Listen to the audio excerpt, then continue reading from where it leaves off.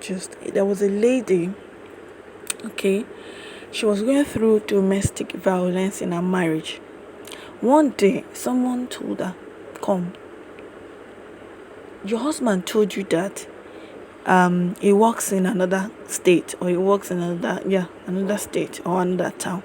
Do you believe?" He said, "Why not?" Then the person said, "Go to so place. When you get there, then you will know your husband has a mistress." She accused the guy, and the guy denied totally, and she got to an extent of taking him, like pointing to the place to him, that, "Is that not where your girlfriend is? Your mistress? Is that not where your mistress is?" And funniest part is, this man picked up a cable and started beating up this woman right in front of the mistress house. The mistress came out and she was just laughing. Another thing is, the same person who gisted her about this told her that the mistress is HIV positive. Ayele ibo si o, ẹ jẹ́ ká máa ṣọ́ra. So when the man beat her right in front of her children, when that scene that day went, she kept on suffering. She kept on, enduring the beating, the assault, the domestic violence in the marriage. This person told a friend to leave this marriage. She refused. Let me now use it as saying na me, as in na my friend. This type of beating was like, it was very, very, is a typical one. There were so many and so often. This lady hung on despite earning a living. She said she didn't want to disappoint her parents, but I'm sure maybe her parents would prefer a dead body to be sent to them. She was against divorce. She was also against divorce. That her church was against divorce. Probably the church would prefer a dead body to be buried, so that they would do the official announcement and the official party and all that. So this lady went on enslaved by her husband, went on suffering. She suffered emotionally, financially, and physically. Then one day he brought home a child by another woman. He said it's by another woman, that's his son. Funniest part is it was unbearable for this woman. This, my friend, suffered so much. This mistress and her family keep on coming to check over the boy with her family, and it was humiliating to her. To a certain time that he demanded a salary, and he commanded her that salary must be paid into his account. Like, which woman will get brain on her head, suffering in the hand of a man, we allow such to happen? Like, your salary, when you know is your livelihood, or boy. She refused. Then he beat her up and criticized her. This is when her eye opened, and then she packed out of the house. Then the people begin to criticize her. Her parents said she was not submissive enough. Church member thought she had sinned. Other married friends moved away from her.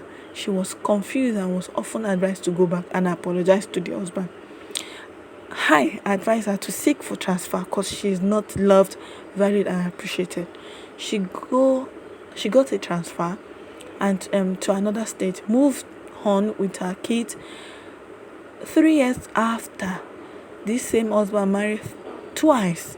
All the women left him. She got promotion, saved up, bought a land, built it, lived there with her children, and even bought a small car. She found peace of mind.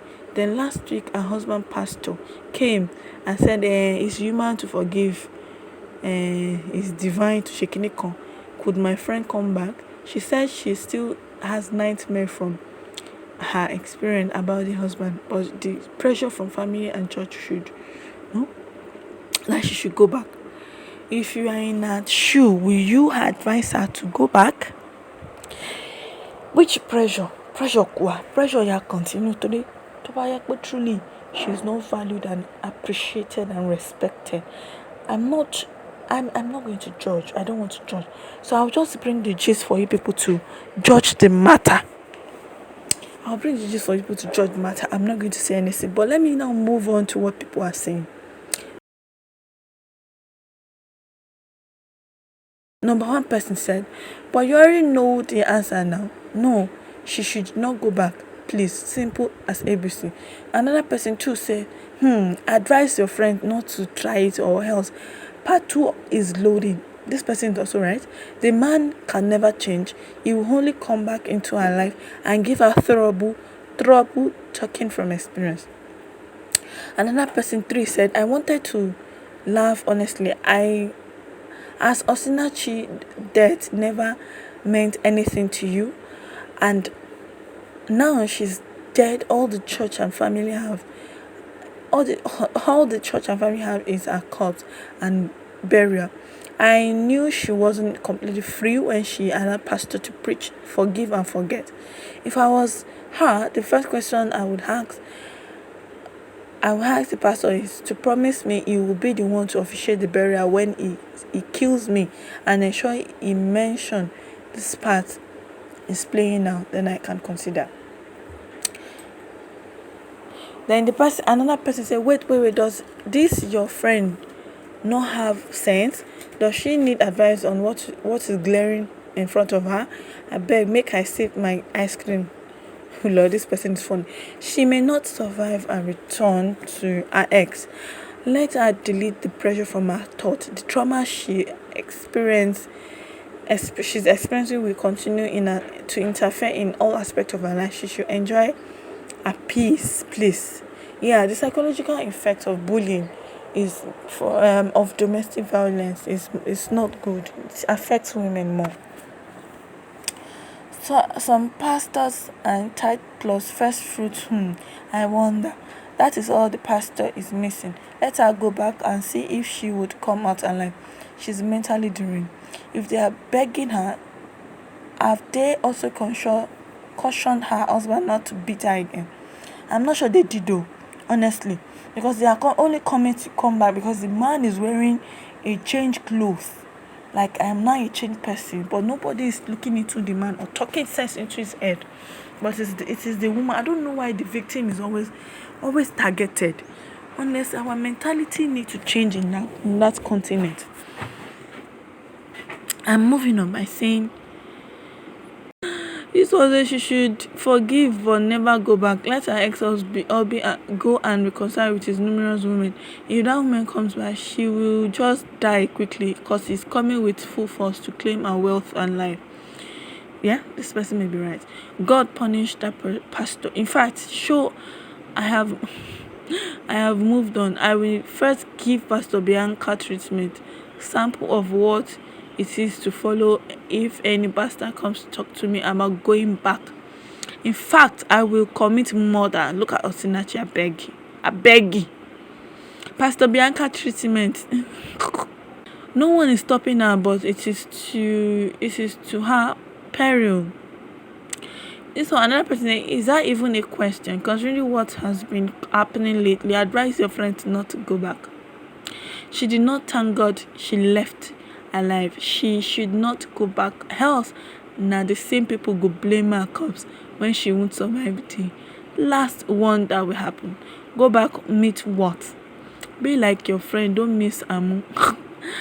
This person is just trying to say, it's like your friend, don't miss Amu.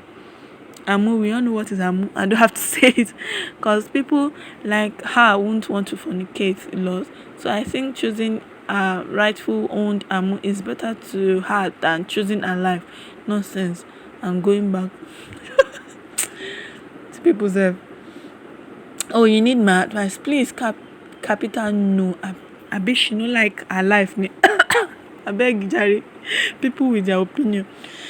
She doesn't even need to ask. Hell no. Another person, and move on. I'm being a big no. That man doesn't deserve her. and she might not come out alive again. Make use her tongue count at it. Make sure you use her tongue count.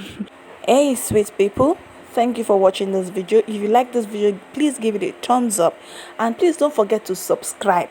Okay, subscribe to this video and make sure you press the notification bell, like, share. Okay, and please leave a comment below. Tell me what you think about this gist. Tell me what you think. What do you think she should do? If you are in her shoe, what would you have done?